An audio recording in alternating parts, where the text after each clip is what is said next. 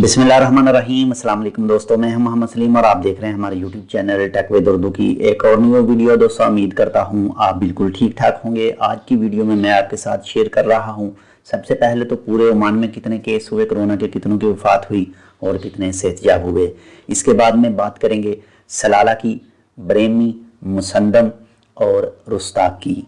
तो सबसे पहले मैं आपको आज की डेट बताता चलूं कि आज की डेट है 29 अप्रैल यानी 29 अप्रैल सन 2020 और दिन है बुध का। आज के जो ओमान में केसेस न्यू निकले हैं कोरोना के, वो सेकंड हाईएस्ट केसेस हैं आज के जो दिन निकले हैं। इससे पहले जो निकले थे एक बार वो निकले थे 144, लेकिन आज टोटल जो कोरोना के न्यू केस निकले हैं ओमान में वो निकले हैं 143 यानी 143। तो दोस्तों इन 143 में से सिर्फ 42 अफराद ओमानी हैं और 101 अफराद है वो खारजी है।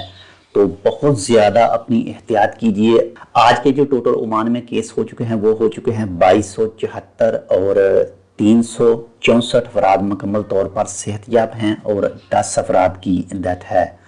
आपको बहुत ज़्यादा एहतियात करने की ज़रूरत है और आप अपना खुद का ख्याल रखें। आपको जितनी भी इंफॉर्मेशन सुप्रीम कमेटी की तरफ से दी जाती है या ओमान के किसी भी महकमे से, प्लीज़ उनको फॉलो ज़रूर करें।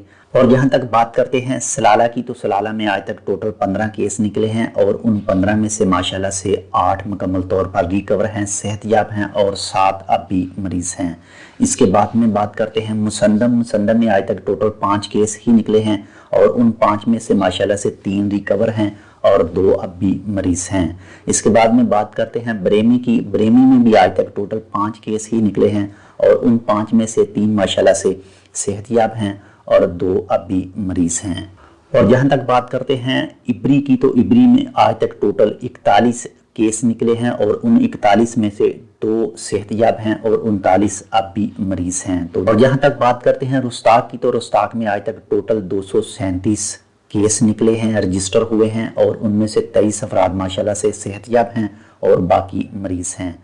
जो रुस्ताक का इलाका है सबसे हाईएस्ट अगर केसों में शुमार किया जाए मस्कत के बाद में, तो ये रुस्ताक ही आता है। रुस्ताक वाले ख़ास तौर पर अपने इलाके में रहने के हवाले से ख्याल करें, बाहर जाने से गुरेज करें ताकि आप महफूज रह सकें।